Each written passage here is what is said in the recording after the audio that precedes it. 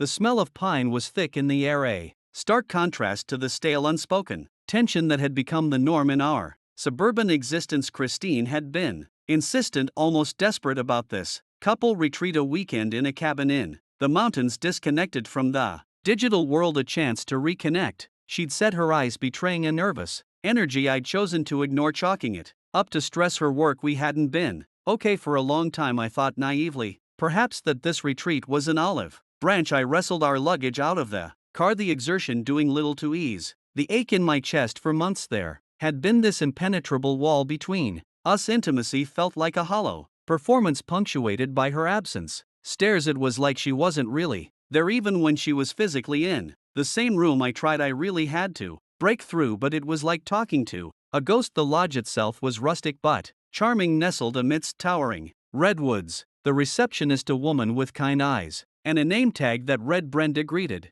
us warmly. She handed me the check-in form and a welcome packet. I felt a glimmer of hope, the first one in months, as I took the clipboard. You've got a beautiful spot here, I told her, and I genuinely meant it. Thank you, dear. You to enjoy your stay, Brenda said with a knowing smile before she pointed at the small desk where I could fill it out. Nodding to a nearby pen, Christine had walked off to use the restroom, the small heels of her boots clacking on the wooden floor. I unfolded the paper, my hand hovering over the first line: name, address, emergency contact, typical stuff. But then near the bottom, a familiar name jumped out at me, screaming across the sterile white. It wasn't our usual medical contact, but there was a name next to, as written as emergency for what I assumed must be my wife still, and I felt an arctic coldness spread through me. It wasn't just the name, it was the familiar way Christine had always said it, like a gentle whisper, never out loud enough for me to truly hear or understand. A hot acidic burn started to crawl up my throat as a thousand little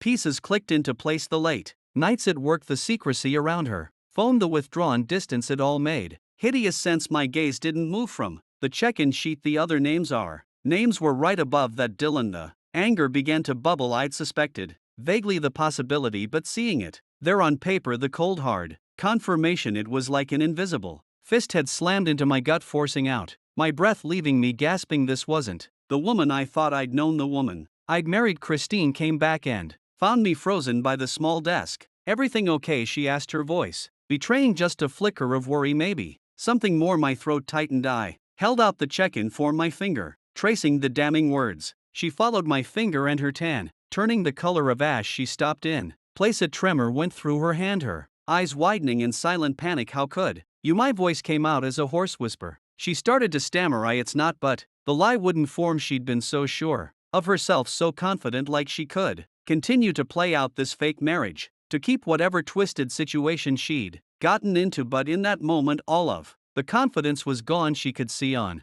my face that her game had just ended. It's not what? It's not his name. It's not an emergency contact. Did you think I wouldn't see it? Is this what a chance to reconnect looks like to you? Did you think you could sneak away to your lover without me seeing it, when all along you've tried to hide him from my life? I could feel myself starting to raise my voice, a roaring thunder starting inside my chest. Her eyes welled up. The false display of emotions now infuriated me even more than I was before. I'm so sorry, she finally whispered, the words falling flat. There wasn't conviction behind it. Her tears only seemed to irritate me almost as much as the lie she'd been living. My anger started to climb with every shaky, defeated sentence that escaped her lips. The lies that have been suffocating me have been finally found out, and I would see them for what they are: absolute filth. I had worked so hard for this, for us, the home we bought together, all of our shared dreams, and she'd been throwing it all away for a casual affair with this guy who she just barely knew.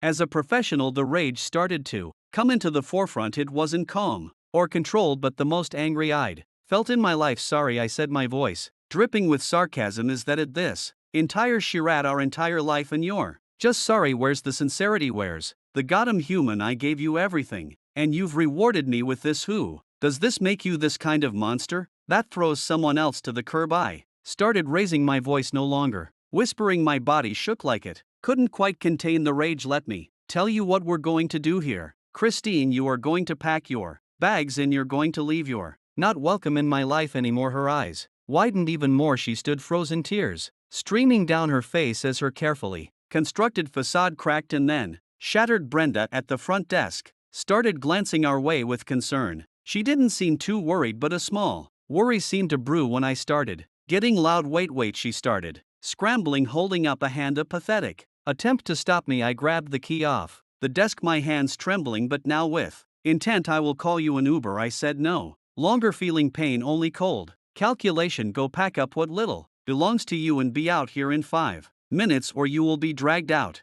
Myself, the color left her face and a look of pure panic set in. You can't, she said, looking defeated. I can, Christine, because for better or for worse you threw away better a long time ago. There is only the worse for you from here on out, and my God, I'm going to watch as you sink. Christine ran off, shoes tapping a frantic beat on the wooden floor, and through the narrow hallway I stood there, feeling a strange mixture of wholeness and a perverse sense of satisfaction. I wanted to drag it out, to punish her in ways that had just sprung up in my mind, but the sight of the broken woman heading to pack her things gave me a